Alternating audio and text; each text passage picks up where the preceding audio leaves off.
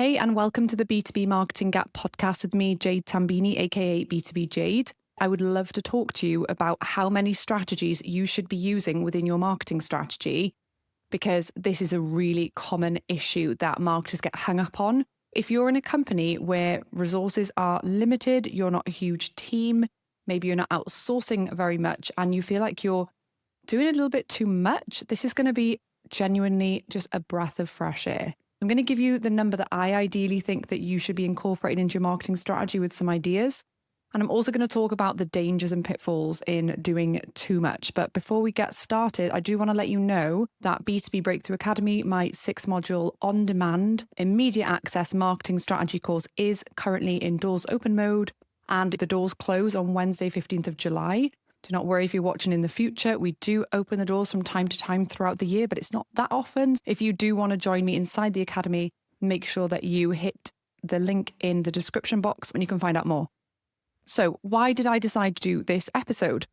I had a comment on TikTok that really piqued my interest. I was talking about why we need to do fewer things as marketers, because the marketing task wheel feeds off this idea of just doing way too much, and like all corners of the business are sending you opportunities, sending you things that you need to do. So we end up busy, but not strategic. And that's the gap that we need to fill. And that's what I'm all about. Someone commented, and I can't remember the exact words, but if you go to my TikTok, I recently replied to it.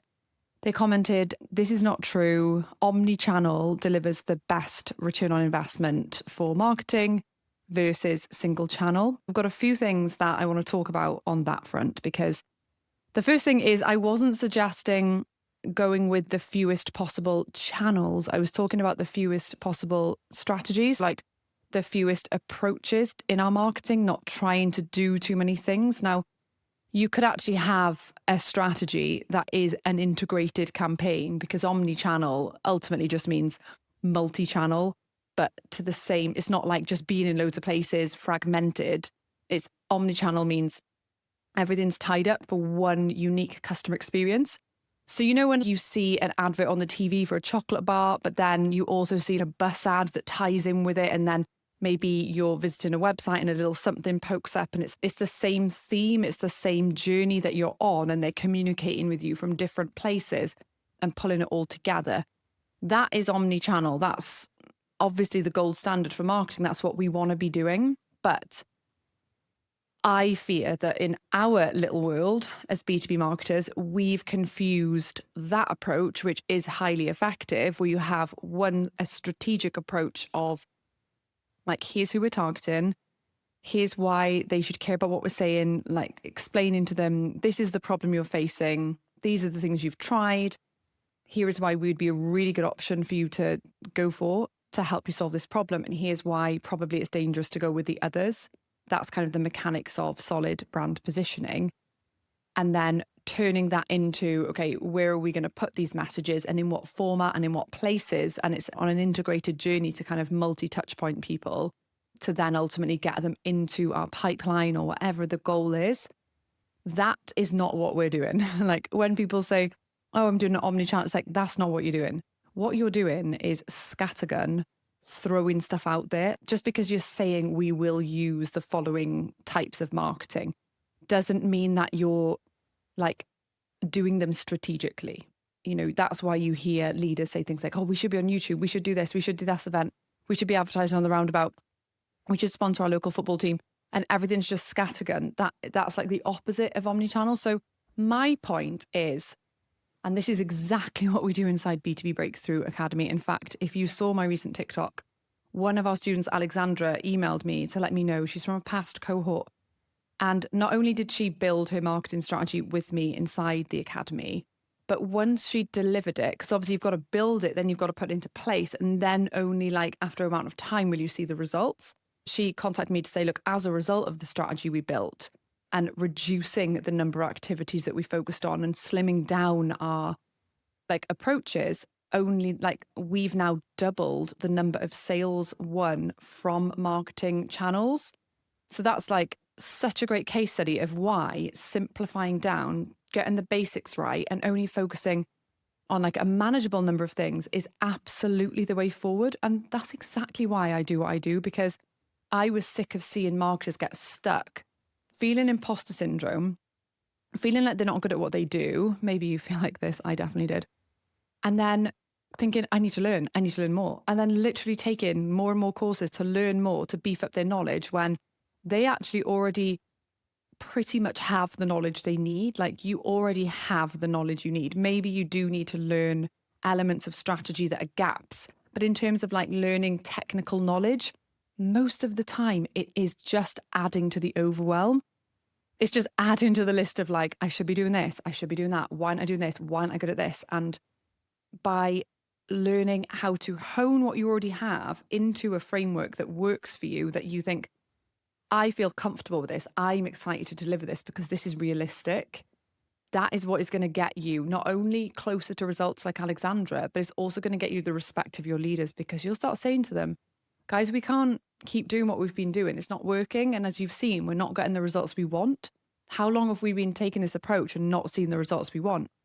Now, imposter syndrome. So back to like how we can slim down the number of strategies that we use. Imposter syndrome is a really interesting one for marketers. And I think it's a much bigger culprit in why things are not working than we kind of give it credit. When you have imposter syndrome, you know things are not working, but because of the imposter syndrome, you're scared to suggest alternatives. That's why we don't speak up. If you're in a meeting and you know that what they're suggesting to do is definitely not going to work, you're sat there like, that's not going to work. They're like, well, what then? And you're like, oh my gosh, dunno. And then you freak out. And then when you try and explain strategy, they're like, oh, it doesn't work like that here. Our industry's different. Honestly, they all say it. Like, no industry is exempt from strategic planning. It just isn't the case. But the reason that they think strategic planning is a nonsense is because of all of the like jargon we've learned, all of the models that are more complicated than they need to be, sitting down, doing a diagram, and they're like, what are we doing? Like, we just need to get back to basics. And I think I've always inherently known this, and it's always been how I've planned, because I'm from a sales background. I was not afforded the time to not be closing deals. So when you know that the ultimate objective of marketing is, and this is more than sales leads, like the ultimate purpose of marketing is, and write this down, like get a piece of paper and put it on your desk. Marketing is defined by the Chartered Institute of Marketing as the management process, and let's not use that, but it's boring. It's basically satisfying customer needs while making a profit. How amazing is that? Like, that is so awesome. That breaks it down so simply, like satisfy customer needs while making a profit. So obviously the while making a profit bit means you don't just like look after your existing customers and that's all you do, and you don't ever bring anyone else in, because you won't be a profitable business. Maybe you could exist on repeat business, but generally for growth, and with growth we want profitability, like it keeps you on track. But it also stops you just obsessing over like farming for leads and just like desperately trying to get inquiries. You're focused on like, how do we make sure our customers are happy in this business? Marketing is really the only function that looks outside the organization, if you really think about it. Like, we're the only ones who are looking out at customers and gathering like, what is the insight, what is going on in the market, what is happening. And we've lost sight of this because we are just obsessed with what leaders want from us. Like, we've shifted. When I worked in sales in 2006, right, I was obsessed with what my customers wanted. And do you know why? Because I needed to pay my bills. I lived on my own from the age of 17. And if I didn't close, I wasn't getting commission. So I needed money. And also I bought loads of shoes and was silly with money.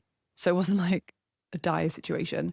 But the point is, I was like, I've got to understand these people, because if I don't understand these people, they're not going to buy from me. So I quickly became a consultant. I was just like, what are you currently doing for this? How does it work? How does it let you down? Any issues you found? Who you're buying from? And I would have the long game of like, tell me what you're doing. Like, how is it working? How are you finding it? What are the gaps? What could be better? And then from there, I'd be like, okay, let me tell you how we're going to be we're going to overcome all of that. We are going to do this deal for you, like, et cetera, et cetera. So super tenacious, super on it salesperson. And that is what we need in our marketing. We need to remember that simple is better. Simple keeps things neat. It keeps us organized. It keeps things like sharp. I think if you're just doing way too many things and you feel frazzled, your marketing will be, and your messaging will be an afterthought. The more stuff you're doing, the more frazzled you become, and the more, particularly messaging, like when messaging is an afterthought, I'm just devastated. It's the most important thing. No one is going to engage with you or interact if it's just generic waffle. So I truly believe that. So from all the students I've coached through B2B Breakthrough Academy, so they work through the modules, there's 6 modules, there's a main lesson. It teaches them the concept of that module and how to use their template to start building out their plan in real time. And then what I did in there, which I love, I'll have to show you one day inside actually. What I love is, because when I worked in marketing in-house 15 years ago, I used to really struggle with courses where they'd kind of teach me on everything and I'd just be left to my own devices. What I decided to do was, for every template, I would actually train on each section, like a live walkthrough of me completing it, so that the students can see this is exactly how I approach this. Even though I've already had all the learning, I'm also getting Jade to physically walk through like exactly what she would do. Definitely got to carrot in my teeth. I'm always walking around eating raw veg and it just gets in my teeth. Gross. And what happens is, because they're keeping this really simple formula, like my program has 0 jargon in it. So they've got this simple formula and they are focusing around, what does the business need to achieve? And when you really dig into it, businesses don't just need to achieve growth. Like, people say, oh, we just want to grow. Like, what are you talking about? What do you mean you just want to grow? That's not a strategy. That's not a business focus area. A business focus area is like, okay, what are the big things in our way of the growth we want, or being the business we want? Yeah, okay, maybe a company's growing loads, but customers are leaving faster than they're joining. Okay, we have a serious issue with customers leaving us. Why? Okay, number 1, it could be, okay, parcel, just a sec. We've got the friendliest parcel guy you've ever met. Woo? Yeah, so, let's get back to it. It can be retention. So again, remember that definition of marketing, like, satisfy customer needs while making a profit. Maybe your competitors are coming in a lot cheaper and you're like, why is that? And then you realize, oh my gosh, they're way more integrated across their sites, or there's something they're doing that we're not. In the feedback we've had in pitches, that we need to operationalize within our business. Maybe we need to introduce more tech. That you need to find out what is going on in your company that is the reason why the company is not where it wants to be already. Like, what are the barriers? So then you build your marketing around that. And there will always be an element of attract new work. However, attracting new work can come from your existing database. It might be, and so many of the students who've gone through B2B Breakthrough Academy, like, a lot of their strategy that's led to results has been, let's get our CRM system sorted, get our data cleaned, get it organized and segmented, so that we can actually re-engage and reactivate people with a 6 email sequence of emails, and then get meetings in the diary and get some pipeline moving. Like, come on. Maybe the sales reps are lazy when it comes to the leads, or maybe the leads are the wrong fit. There's so much you can do other than just like put some ads live and do some advertising. So what I have found as the students go through B2B Breakthrough Academy is that more often than not, they are ending up, and trusting in the process is important, they're ending up with fewer marketing strategies. So to answer the question of this episode, I recommend 2 to 3 strategic approaches max. And I also like them to coordinate with each other. So what is the difference between a strategy and a tactic? A strategy is it's like your big area of focus. What are the big things we're going to focus on this year? And then your tactics are, what will we actually deliver? So a tactic could be a LinkedIn campaign. It could be having an event booth. It could be hosting webinars. It could be integrating, AI search into our plan. The strategic approach would be more the top levels thing. I don't know, overhaul our online presence and messaging so that it's better aligned with the way that our customers buy. Now, that just sounds fluffy. It isn't fluffy. It is not fluffy. However, the tactics is what roots it in reality and gives you an action plan of what to actually do. But the problem is, and this is again what I teach, and I'm so passionate about it, is when you're on the marketing task wheel, and this is what's terrifying, even if you write a marketing review, you write your objectives, you have all the best intentions, the strategies, the tactics. When you're on the marketing task wheel, there's no other way to go about it to say this, but you are literally just being a tactical executor. You can't be a strategic marketer if you're trapped on the hamster wheel, the marketing task wheel, because things just thrown into you, you're doing them. you're thinking like, if I just do enough of this, then, oh, hang on, I need to stir the bolognese. Just a sec. Thank you. My kids do not want a burnt lasagna. The bolognese sauce is just simmering. You just need to take a breath. Of course you do. You're on the marketing task wheel. Of course you need to take a breath. You need to take 10 breaths. So that's the difference between strategy and tactics. I think that's what I was talking about. And so if you just pick 2 or 3 and say you've got 3 or 4 marketing objectives and the strategies that you choose all kind of coordinate with those objectives and you're not taking on too many things, what you're going to do is put more of your energy behind really getting those things off the ground than if you were trying to tackle lots of different things. I was recently coaching a guy, he actually lives in Cardiff, so it was so lovely to see someone join my course locally. It was crazy. It's something that's blown my mind because a lot of my students, Australia, America, some South Africans, like all over really, a lot of Europe. There's 3 students who have the same street as my office. I don't usually go to the office, but I've got office space in Cardiff. I can use office space in Cardiff for my husband's company. But yeah, they're literally on the same street. It's crazy. But yeah, I was talking to this guy and he was talking me through all of the focus areas that he has for this year. And I was just like, it was unbelievable, the amount on his back. And he wasn't outsourcing either.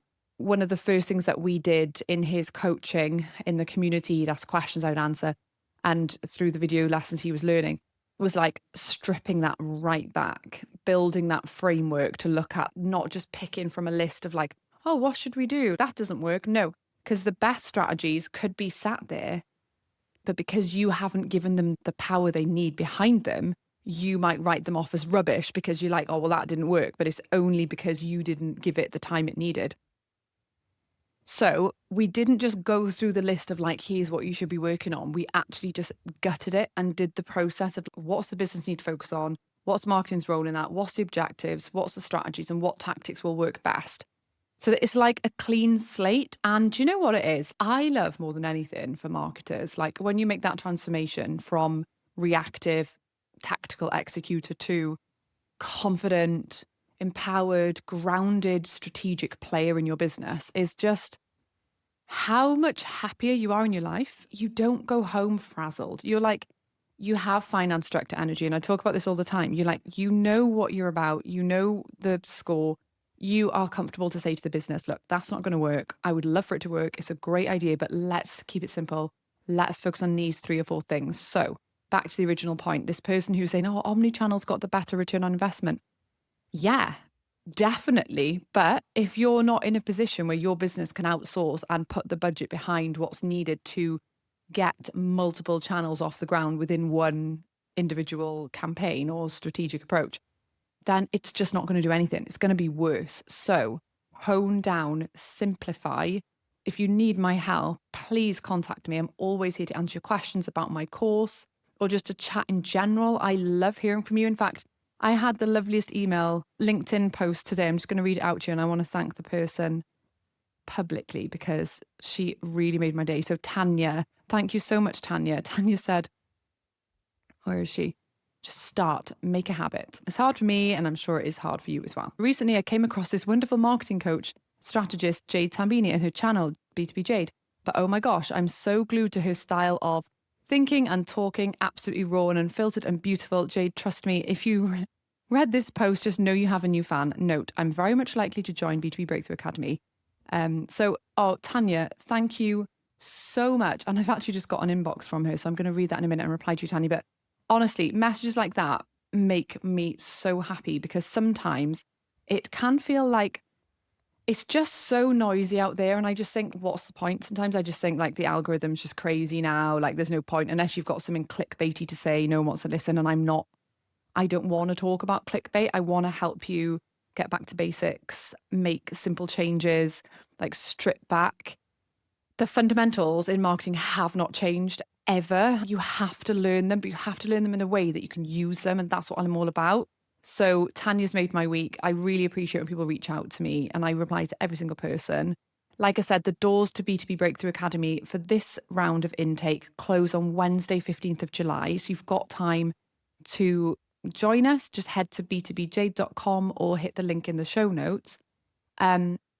It's going to be really fun because it's all on demand. We've got the introduction of AI Jade now. So that's your 24/7 mentor. And why AI Jade is really cool, why I'm happy that she's there, is she's just an additional tool along with everything else. I'm there in the community to answer your questions. You don't lose me, but AI Jade is there for you to literally just chew the fat with, like, for as long as you want. And I took an accelerator last year to do with running my business, and I used the AI tool to death. I was just like, what about this? What about that? Stuck on this, stuck on that. How do I do this? What about that? Does this sound okay? So how people have been using it, and just a shout out to like Shannon and a few others who've been using it beautifully and training her up really well, is they'll get to section 2.1 where they're writing their objectives and they'll be like, okay, I've learned all the module content. Like, I'm in section 2.1. Where do you think I should start? And she'll be like, well, first of all, do this, do that, because she's trained on my framework. So I have given her like tons and tons of my transcripts of my training, of my framework, so that she knows how I would answer.